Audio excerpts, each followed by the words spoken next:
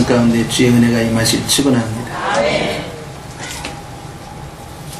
우리가 내일에 대해서 또 장래에 대해서 다 안다면 얼마나 좋겠습니까? 우리가 하나님의 뜻을 안다면 얼마나 좋겠습니까? 그러나 우리는 그러지 못합니다. 선지자였던 아브라함조차도 하나님으로부터 지시를 받았지만 하나님께서 직통 계시를 받고 있는 선지자 아브라함에게 모든 것을 말씀하시지 않으셨습니다. 하나님과 직접 대화를 나누는 선지자였지만 주님이 다 오픈하시지 않으셨어요. 하나님은 많은 계획을 가지고 계시지만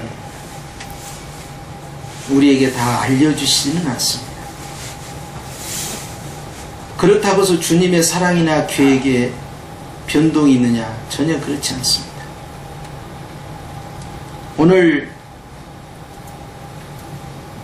믿음의 조상 아브라함에 대해서 말씀할 때 히브리서 저자는 아브라함은 부르심을 받았을 때 순종했다 라고 되어 있음으로써 따라서 합시다. 믿음이 순종이다. 믿음에 대한 정의를 많이 내릴 수 있지만 그 가운데 중요한 정의는 믿음은 순종이다. 야고보서에는 믿음은 행함이다 라고 고백했죠. 믿음이 순종으로 나타날 때 그걸 증명하고 보여드리는 것인데 아브라함이 순종했다는 것입니다. 예수님께서는 높고 높은 보좌를 내려놓으시고 낮고 낮은 이 땅에 사람의 모양으로 나타나셔서 십자가에 죽기까지 복종하셨다라고 함으로써 믿음의 주 예수 그리스도께서 어떻게 순종하셨는가를 우리에게 보여주셨죠. 그런데 오늘 본문에는 순종한 아브라함의 그 다음 말씀이 굉장히 관심을 끄는데요. 장래 기업으로 받을 땅에 나갈세 그랬습니다. 투자를 하면 얼마를 얻을 것이다 라는 답이 나오면요 과감하게 투자를 합니다. 그런데 우리는 알거니와 아브라함은 가나안 땅에 투자를 했지만 그만큼 거두지를 못했습니다. 그가 그 땅에서 거둔 것은 막벨라 동굴, 자기 무덤으로 쓸 수 있는 동굴과 그 앞에 있는 밭대기 뿐이었어요. 그리고 그는 평생을 외국인과 나그네라는, 바꿔 말씀드리겠습니다. 객진놈이라는 모욕을 당하면서 사는 것을 즐거워했어요. 우리 예배를 드린다마는 예배가 하나님 앞에 감사로 드리고 기쁨으로 드리고 사랑으로 드리고 믿음으로 드리고 하는데요. 여기에 중요한 게 있습니다. 예배를 즐기는 것이 중요합니다. 우리가 기도를 믿음으로 드리고 사랑으로 드리고 기쁨으로 드리는데요. 기도를 즐기는 자가 이기는 자예요. 예배나 기도나 찬양이나 사역이나 섬김이나 봉사나 복음을 전파하는 거나 즐기는 자에게 못 당합니다. 그 안에는 기쁨이 있기 때문에요. 거기에서 승부가 결정이 나요. 사역을 하면서 행복해지고 행복해지면서 사역이 반복적으로 교차되면서 진행되는데요. 순종하는 것을 즐겨하는 사람, 하나님의 뜻대로 사는 것을 행복으로 하는 사람, 거기에서 기쁨을 누리는 사람은요 마귀가 어떻게 손댈 수가 없습니다. 할렐루야. 그것이 없으면 모든 것이 억지가 되는 거예요. 예배가 됐든 기도가 됐든 찬양이 됐든 섬김이 됐든 봉사가 됐든 복음을 전파하는 일이 됐든 괴로운 무거운 짐이에요. 나홀로 지고 가다가 쓰러집니다. 그런데 아브라함이 순종하며 나갈 때 지금이 아니라 장래에 받을 기업을 바라봤다 했는데 나중에 나오겠습니다마는 그는 이 땅에 있는 것이 아니라 더 나은 본향을 향하여 갔다라고 함으로써 당대에는 이 땅에서 누리는 복이 그의 최종 목표가 아니었다는 것이 드러나는 겁니다. 결국 하늘에 속한 복을 구하고 나아간 것이죠. 그러면서 아주 특이한 말씀이에요. 따라서 합시다. 갈 바를 알지 못하고. 선지자라니까요. 계시를 직접 받는 자라니까요. 분명히 주님께서 지시를 했다니까요. 우리 다같이 창세기 12장을 보십시오.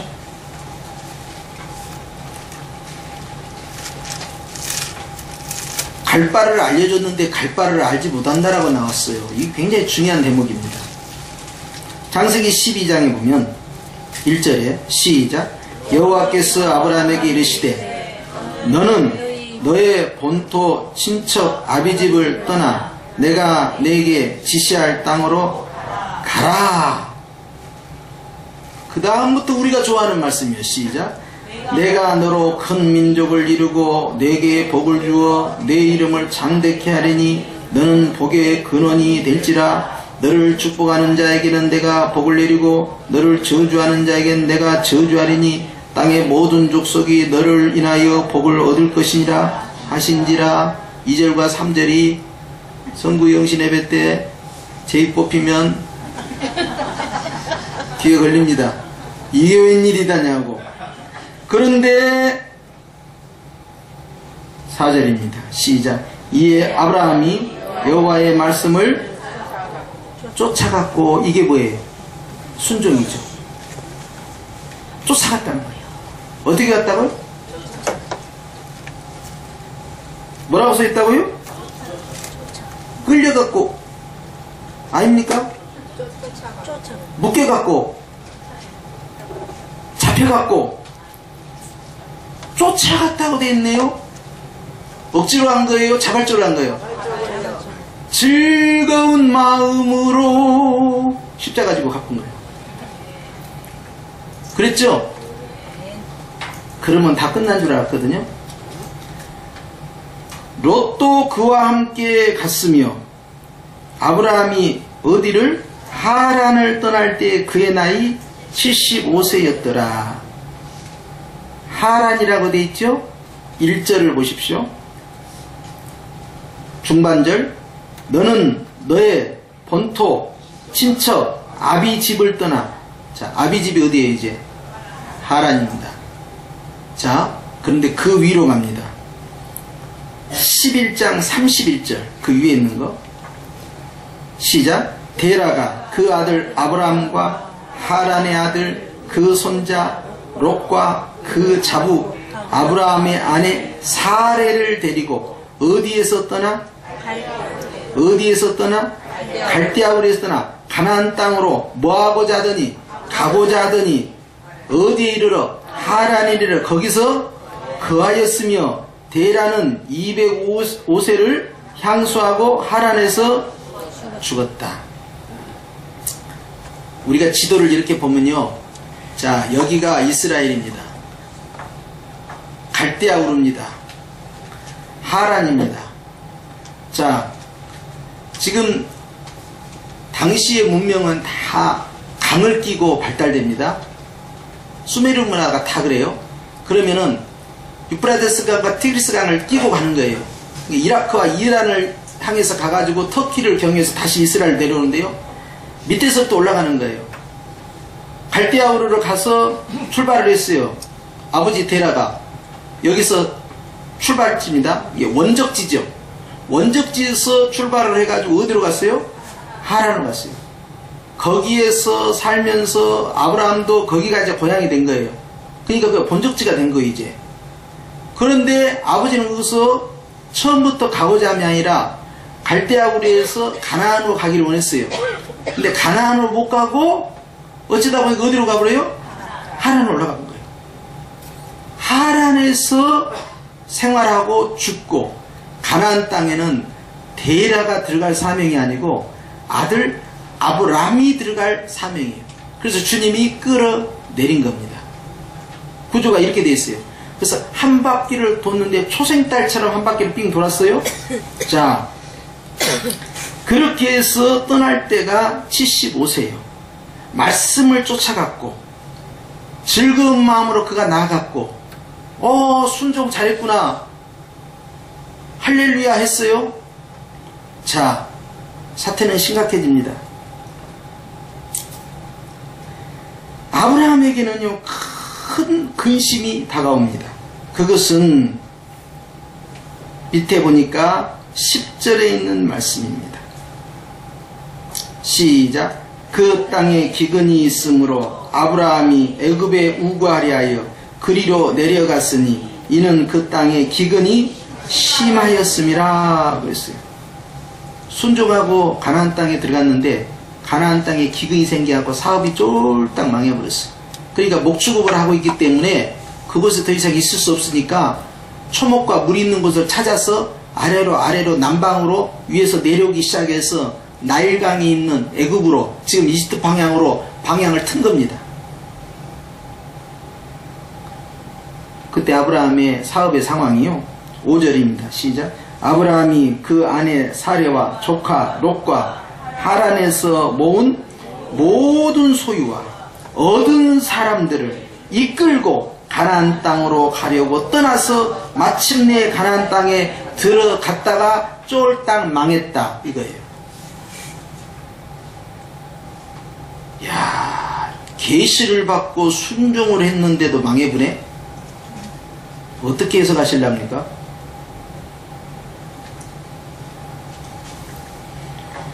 히브리서 11장 8절 말씀에 순종하고 나갔지만 장래의 기업으로 받을 땅에 나갈 때 갈 바를 알지 못하고 나갔다.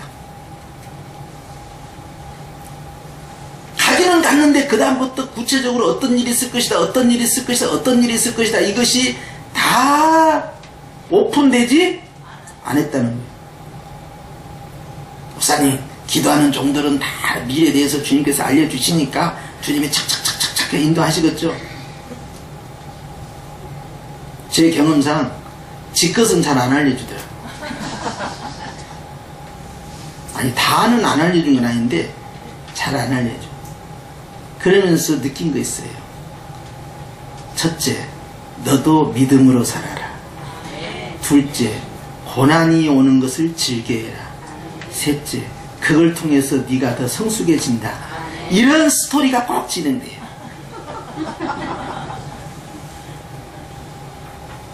열심히 남을 위해서 기도하지만 정작 나에게 오고 있는 시련과 연단에 대해서는 놓치고 있을 때도 있어요.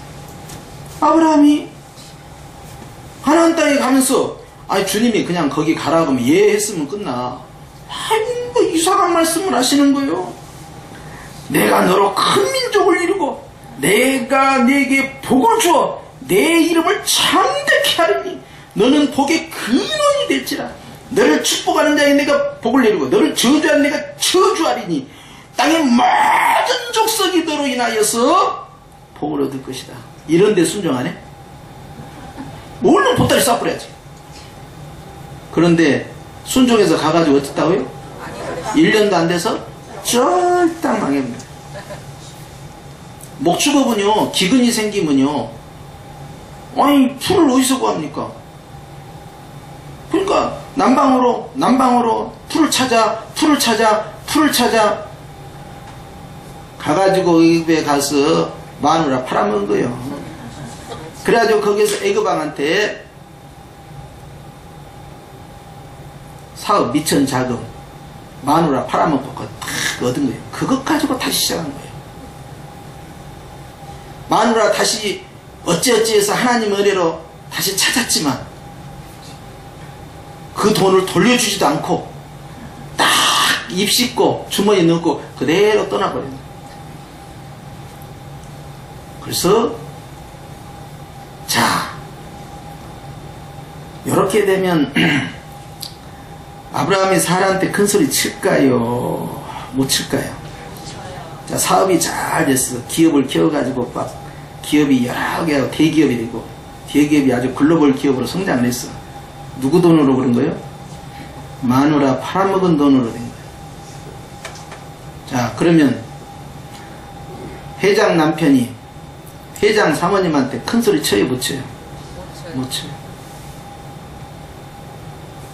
그런 일이 있었다니까요. 하나님께서 나에게 자식을 준다고 하니까 내가 하나님 앞에서 믿기는 믿는데 아무리 생각해도 나도 나이가 많고 내 아내도 나이가 많고 그러니까 아내는 이미 이제 이 거시기가 끝났어.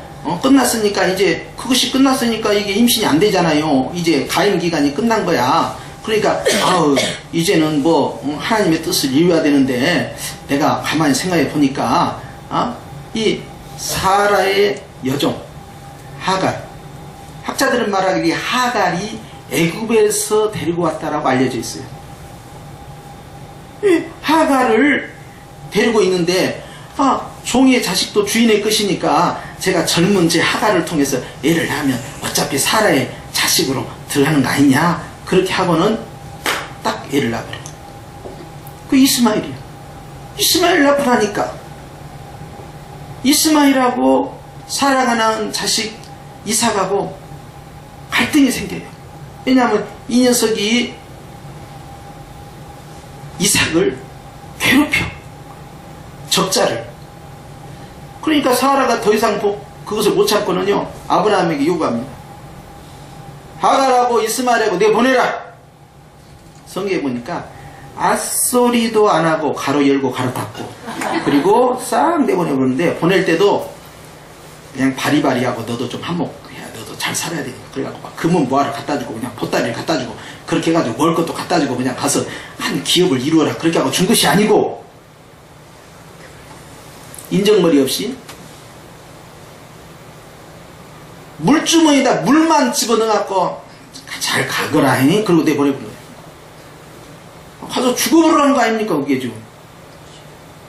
자, 왜 그랬을까요? 1번 아브라함이 독종이라서,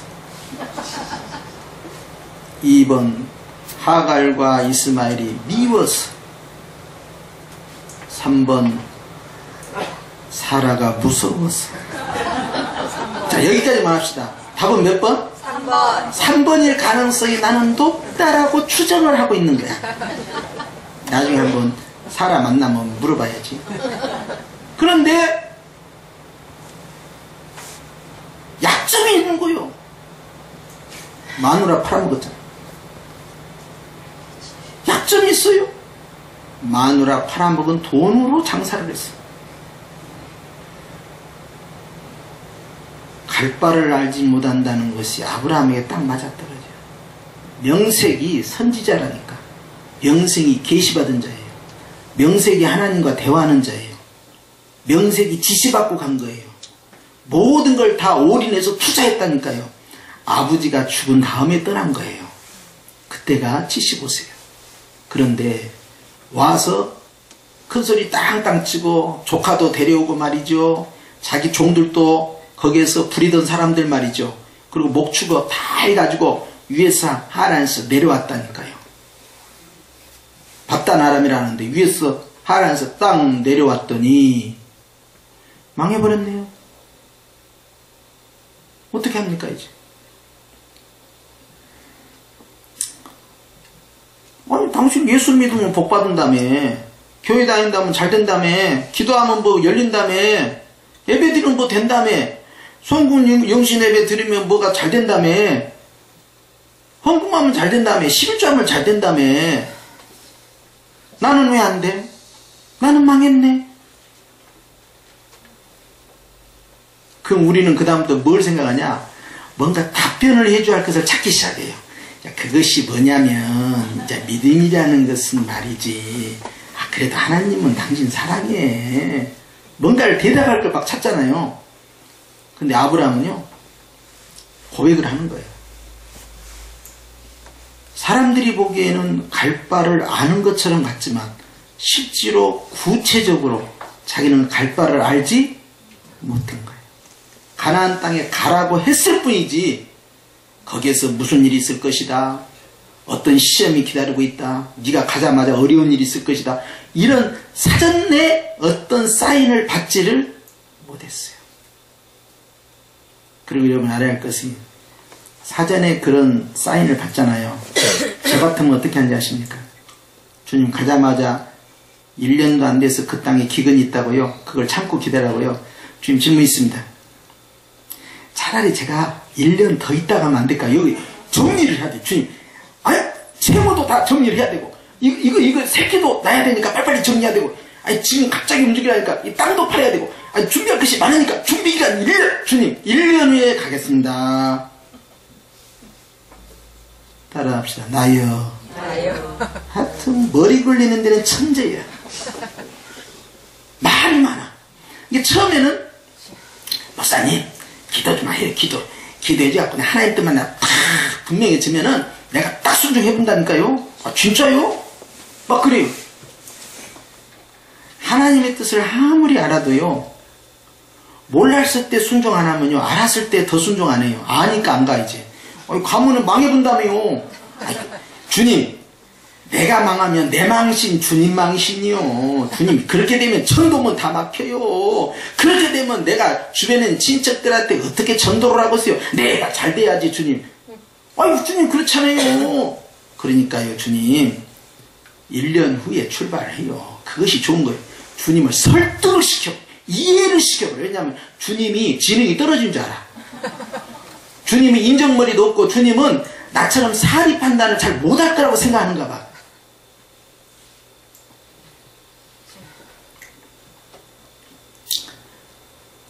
순종은 계산하고 하는 게 아니에요. 무슨 계산이 그렇게 많고 말이 많습니까? 가라. 그러면 거기서 무슨 일이 있을지 몰라도 가는 거예요. 바울이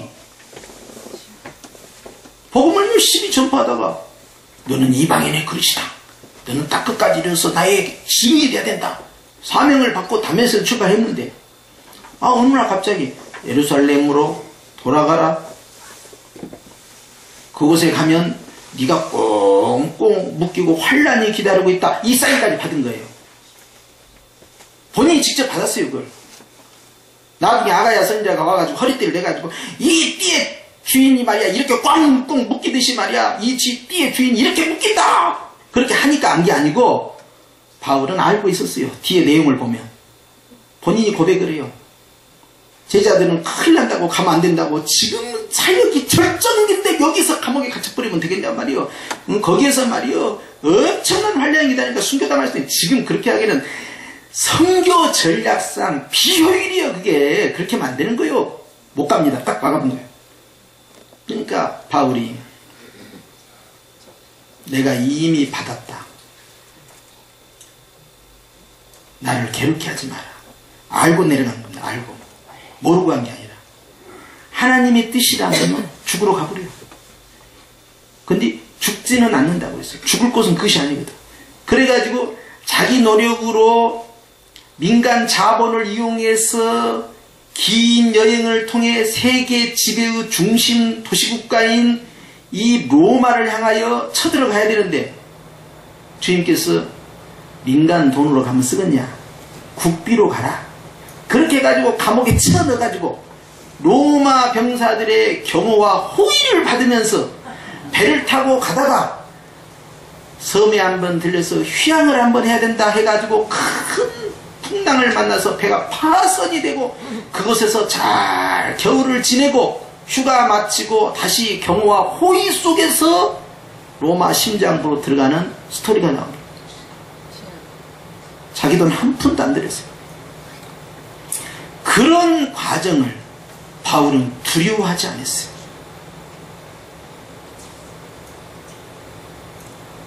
알고도 가고 몰라도 가고 무조건 가고. 따라서 합시다. 이것이 믿음이다. 순종은요 계산하면 안 돼요. 주님이 그것이다 그러면 뭐 해야 돼요? 가야 돼요.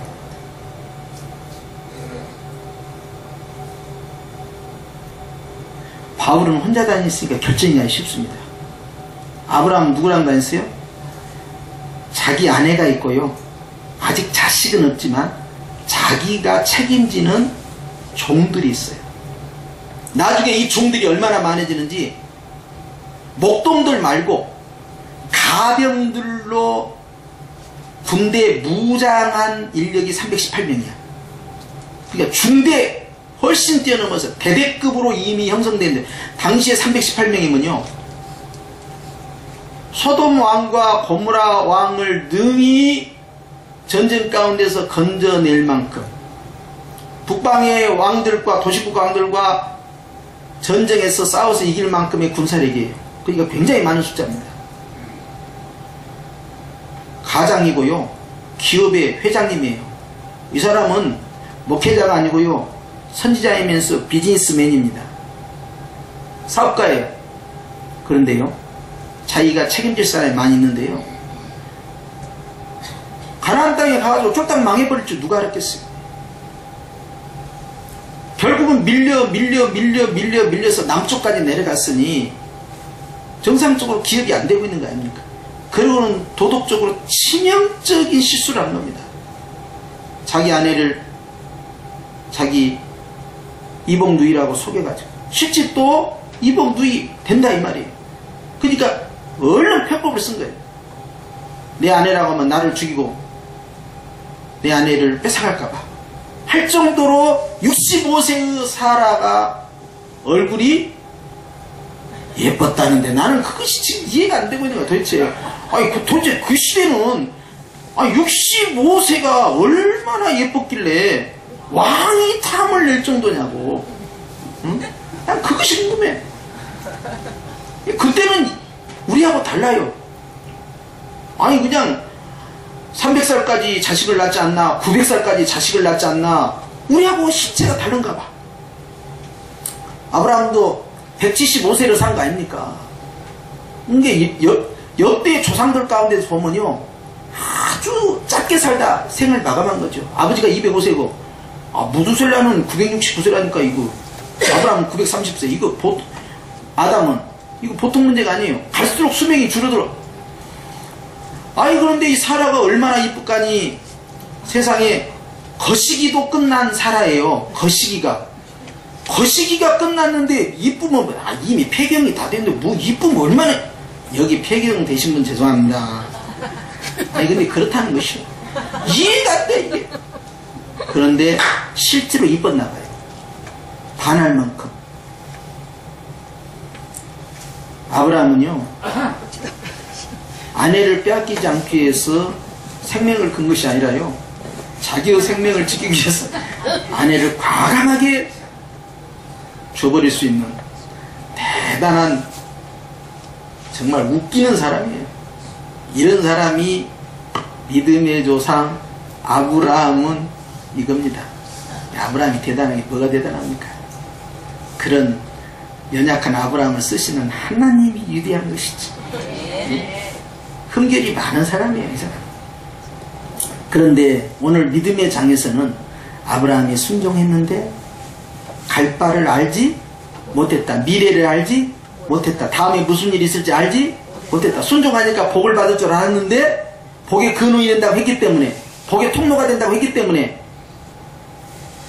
대박 날 줄 알았는데 쪽박 찼다. 이것이 순종한 다음에 일어난 시험입니다. 어떻게 하시랍니까? 이제 여러분이 그렇게 됐어요. 목사님 기도하면 된다며요. 순종하면 된다며요. 예배 드리면 된다며요. 11조 하면 된다며요. 작정 기도하면 된다며요. 투자하면 된다며요. 망했어요 목사님. 어떻게 하면 좋아요? 어떻게 하시랍니까? 빨리 선택해요. 딴 교회 간다. 딴 종교 간다. 아무 데도 안 간다. 삐져가지고. 4번 그래도 순종한다. 답은 몇 번? 항상 끝처리가 답이에요.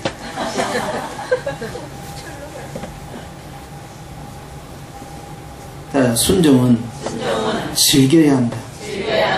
억지로 하면 안 돼요. 구련의 심은 억지로 십자가를 맺다는데 그렇게 해서는 아무것도 안 됩니다. 어떤 마음으로? 즐거운 마음으로.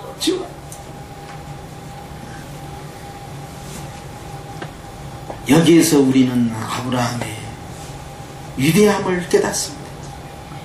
그의 위대함은 뭐냐면 갈 바를 알지 못했는데도 순종했고, 그가 믿음이 실족되어서 애국까지 내려가 자신의 아내를 인신매매로 팔아먹은 죄악을 범했음에도 불구하고 여전히 그는 어디를 향해 갔습니까?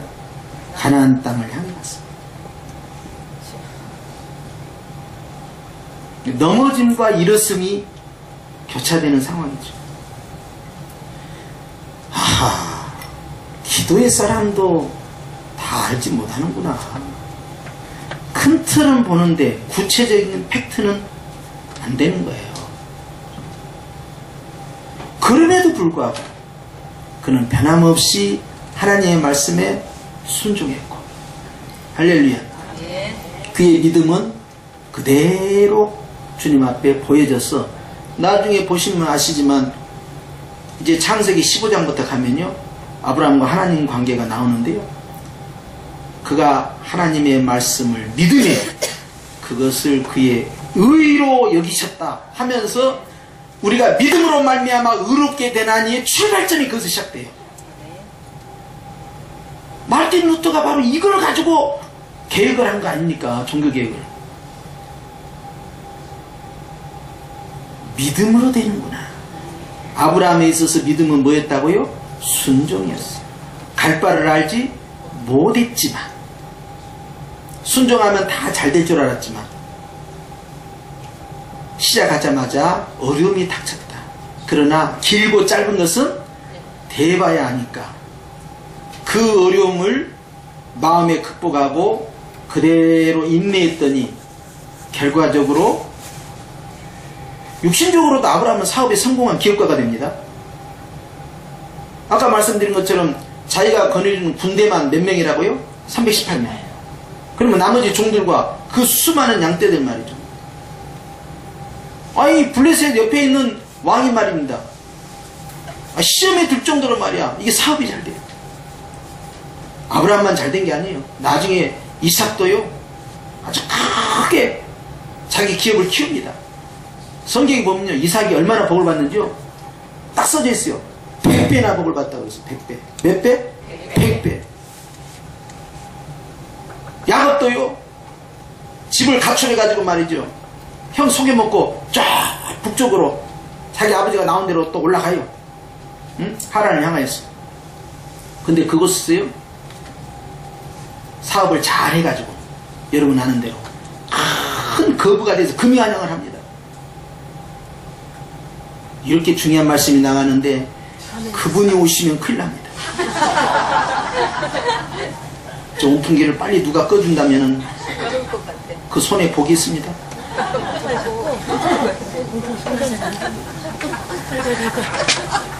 복이 있겠다는.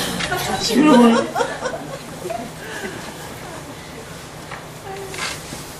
지금 아브라함의 복이 우리에게 지금 막 오기 직전인데 그분이 오시면 되겠습니까?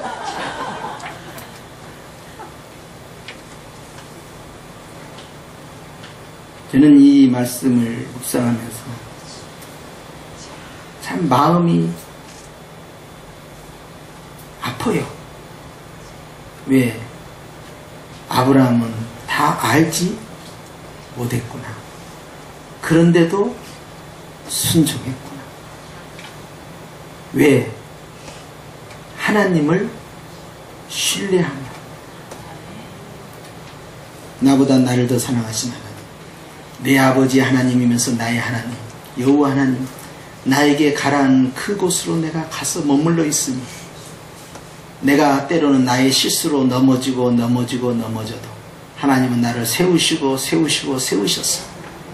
결국 믿음의 조상으로 자리매김하고 육신적으로 큰 거부가 되었지만 땅 사들이는 데 집중하지 않고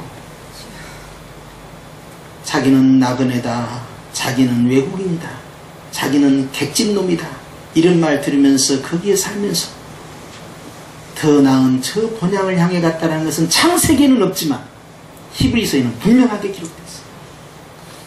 그의 마음의 중심이 여기서 나온 거예요. 그가 부동산 투자하는 이유가 거기 있었구나. 하나님께서는 오늘 우리에게 말씀하십니다. 예수님을 통하여 모든 것을 다 주셨다. 이제 예수님 안에서 믿음으로만 나아가라. 불안해하지 말고, 의심하지 말고, 두려워하지 말고, 홍해 바다가 쪼개지면 들어가는 신앙이 되지 말고, 그럼 광야 1세대고 광야 2세대처럼 일단 몸을 던져서 물에 투하 하니까 쪼개버리는 거예요. 이제는 행함으로 하나님 앞에 보여주라는 거예요. 누구나 할 수 있는 것을 순종하면 그것이 상급이 되겠습니까? 아무나 할 수 없는 일을 내가 했기에 주님 앞에서 상급이 되는 거 아니겠습니까? 쉬운 것을 순종하는데 무슨 큰 것을 기대할 수 있겠습니까? 안 될 것 같고 못할 것 같고 힘들 것 같은 그것에 내가 순종했더니 주님이 하시는 거예요. 아브라함이 떠날 때 그의 사례가 나중에 사라가 됐는데 태클을 건 내용이 한 번도 없어요. 그게 고마운 거예요. 다만 모리아산에 이삭을 바칠 때는 의논 안 했어요. 의논했다는 내용이 없어요. 혹 의논했으면 저 영감탱이 미쳤구나 지금. 사람을 제물로 죽여? 라고 했지 안 했지 나는 모르지만 아무튼 의논했다는 내용은 없어요. 나머지는 태클 건 적이 없어요.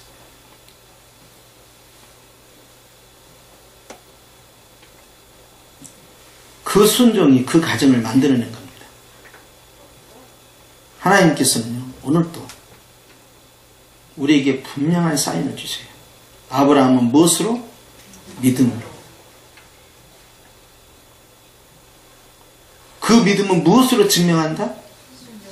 순종으로.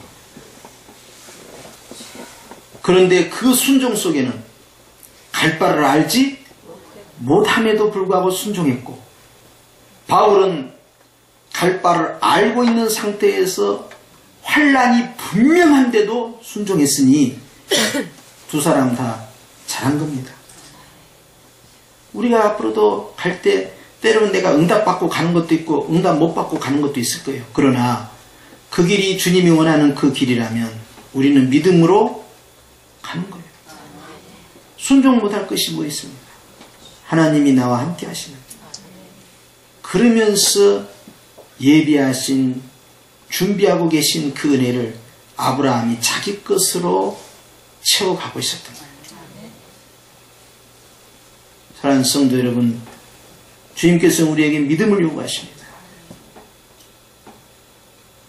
믿음으로 나아갈 때 갈 바를 알지 못한 것처럼 내 안에 불확실성이 있어요. 어떻게 될까? 조심스러움도 있어요. 그러나 결론은 순종했어요. 순종할 때 확신에 차갖고 순종하는 것만이 아닙니다. 아브라함이 무슨 확신에 차갖고 앞으로 잘 될 거야 이렇게 확신하고 순종한 게 아니고 갈 바를 알지 못하는데도 순종을 했다는 사실. 우리가 구체적으로 하나님으로부터 어떤 사인이 없어도 우리는 그 길을 순종하며 가는 거예요. 이때 우리에게 필요한 것이 있어요. 믿음이 순종으로 나타나기 위해서 필요한 것은요, 따라서 합시다. 담대함이다. 담대함으로 가기 위해서는요, 그의 심령 가운데 두려움이 없어야 되잖아요. 이 두려움을 한 방에 제거하려면요, 주님의 감동이 왔을 때, 지시가 왔을 때, 은혜가 임했을 때요, 아멘하고 감사해버려야 돼요. 그것이 빨라요. 그러면 두려움이 푹 빠져나갑니다. 근데 계산을 많이 하잖아요. 근데 이걸 했을 때 남편이 뭐라 할까, 자식이 뭐라 할까, 아내가 뭐라 할까, 주변 사람이 뭐라 할까, 미래가 어떻게 될까, 장래가 어떻게 될까, 이런 계산을 이제 차분히 생각하면 차분히 시험에 들어요. 그리고 우리가 기도할 때는 주님은 교회의 머리시오 나의 머리가 되시며 했는데 머리가 생각하는 것이 아니라 누가 생각해요? 내가 머리가 돼서 내가 생각하고 있는 거예요. 나는 나의 머리요, 주님은 나의 머리가 아닙니다. 이렇게 돼버리는 상황. 생각은 누가 해요? 머리가 해야 돼. 나는 머리가 아니에요. 그러면 나는 머리 대신 예수님이 뭐라고 그랬어요? 몸이라고 했어요. 몸은 머리가 시키는 대로 움직여줘야 몸이에요. 이게 생각을 많이 할 것이 아니라 믿음으로 나와야 돼요. 하나님께서 우리에게 이 믿음의 은사를 주셨을 때는요, 많은 것들을 예비하고 계시는데 불안하니까 못 나가는 거예요. 불안 가운데서도 알지 못해도 한 발 한 발 한 발 가는 거예요. 아브라함이 제사장 보고 니들이 법궤를 메고 요단강 중앙에 들어가면 저 위로부터 물이 쫙 쪼개지니까 걱정 말고 들어가라, 이런 설명 안 했어요. 그 설명했단 말이 어디가 있습니까? 제사장들은 법궤를 메고 강으로 들어가라. 입수. 미쳤나 이게 지금 가다가 법궤가 어떻게 되면 어떻게 되라고 이거 이렇게 그냥 탄핵 절차를 밟아간 게 아니라 광야 1세대들은 딱 그 말 들으면 가장 먼저 한 것이 짱돌부터 들어요. 죽인다 모세 이렇게 나왔어요. 근데 광야 2세대는 입수, 그러니까 짝대기를 든 것이 아니라 법궤를 딱 메고 아멘 하고 들어간 거예요. 이건요 절대 쉬운 문제가 아니에요. 나 같으면 어떻게 하겠습니까? 먼저 장정들을 보내요. 긴 끈을 허리에 묶고 장정들은 일제히 입수해라 그래갖고 헤엄쳐서 가고 막 계속 의지해서 가고 그렇게 해가지고 강 건너편에 그 끈을 들고 가는 거야. 그리고 딱 밧줄을 해갖고 거기다 단단히 고정 매고 그렇게 밧줄을 여러 개로 한 다음에 법궤를 지나가게 해야 될 거 아니에요. 그거 없었어요. 법궤 메고 그냥 들어가는 거예요. 아, 물살이 이렇게 세는데 어떻게 하려고. 대책 없는 사람들이요. 제사장들이. 그리고는 가운데 들어가서 딱 서 있는 거예요. 물이 저 위쪽부터 착 끊고 밑에 있는 물들은 싹 빠져나가고 위에 있는 물은 그대로 댐으로 뚝이 쭉 물이 쌓였던 거예요. 어떻게 쌓였는지 나도 몰라. 아무튼 쌓였어. 신기한 일이 벌어져. 거기서 강바닥에서 돌멩이 들어 올려서 하나님 앞에 기념하자. 그리고 그거 돌멩이 갖다 놓고 쌓는 거야. 에베네셀 하나님, 여기까지 오신 하나님. 뭐 증거가 뭐가 있어, 증거가. 갈 바를 알지 못하나. 들어갔다니까. 좀 불안하십니까? 하나님에 대한 신뢰 가운데서요, 우리가 무엇을 결단을 내려야 되는가를 보는 거예요. 하나님께서 우리에게 이성을 주신 건 맞습니다. 우리가 많은 것을 생각할 수 있는 존재로 만드신 것도 맞아요. 그럼에도 불구하고 주님은 이 모든 것 위에 믿음을 먼저 요구하셔요. 하나님에 대한 신뢰가 문제예요. 막무가내로 무턱대고 광신적으로 살아라 그런 뜻은 아니에요. 제가 그렇게 한다고 해서 여러분이 그렇게 살 분도 아니고, 그렇죠? 여러분도 다 생각합니다. 계산 다 합니다. 그렇기 때문에 이 말씀을 드리는 거예요. 너무 굴리지 마시라. 굴려도 애진간히 굴리시라. 두려워할 거 없어요. 믿음은요, 모든 것을 확인한 다음에 돌다리를 두들긴 다음에 가는 게 아닙니다. 그런 것이 없어도 주여, 주님만 의지합니다. 죽으면 죽으리다. 그 각오로 가는 거예요. 그렇게 한 발도 가고 한 발도 갈 때 주님이 역사하시더라고요. 제가 개척을 몇 번 하면서도 그랬어요. 무엇이 기다리는지 몰라요. 가라니까 간 거야. 사고 치고 나면 이제 힘들 때가 있잖아요. 그럼 울어. 뭐예요? 울어. 그 손에서 울어. 울면은 주님이 빨리 해결해 주시더라고. 근데 내가 그거 자주 써먹지는 않았어요. 왜냐하면 그것 가지고 또 주님을 쥐어 짜불면 안 되겠더라고. 그래서 내가 정말 힘들 때만 내가 울었지, 내가 그걸 가지고 자주 그냥 조금만 어려운 방 울고 그러지는 절대 안 했어요. 근데 그때 제 아내가 순종을 잘해줬잖아요. 그래서 내가 쉽게 움직여요. 그런데 불안한 마음이 왜 없겠어요? 그런데 믿음으로 그 불안을 꽉 누르고 죽으면 죽으리다 가는 거지 뭐. 내 걸 자꾸 내려놓고 간 거야. 서울을 떠나서 내려서 한 바퀴 돌다가 다시 사당동에 올 줄은 몰랐네. 아니 요즘 교회 혼자 있으면서 사택에 있으면서 야 내가 어떻게 해서 사당동까지 왔냐 그 생각을 해봐요. 내가 생각해도 신기해요. 전혀 예상하지 못했는데. 여러분 아브라함도 다 몰랐다니까요. 금년 1년이 궁금하십니까? 어라도 가서 그냥 막 점치고 싶은 욕망이 막 어떨 땐 끌어오를 때가 있습니까? 그럴 때도 있다고 하더라고. 우리 말고 딴 동네에서. 그래서 그냥 권 사고 집 사고 할 것 없이 가서 한 번씩 그냥 유혹이 생긴다네. 어디 그냥 신령한 기도원에 가서 그냥 한번 예언 기도도 한번 받고 싶고 그러지 않으세요? 그럴 거 없어요. 지금 우리에게 필요한 것은 미래를 정확하게 아는 것이 아니라 하나님 앞에서 지금 믿음으로 순종하는 것이에요. 그것이 전제되지 않으면요 앞에 무엇이 있다는 걸 알아도 순종 안 합니다. 할렐루야. 여러분 금년 2018년 1월 첫 주부터 우리는 항구를 떠나서 저 바다를 향하여 항해를 이미 시작했습니다. 원하든 원하지 않든 되돌아갈 길은 없습니다. 12월 31일을 향하여 소원의 항구에 이르기까지 우리는 오직 앞으로만 갈 거예요. 무엇이 기다리고 있는지 궁금해할 것도 없어요.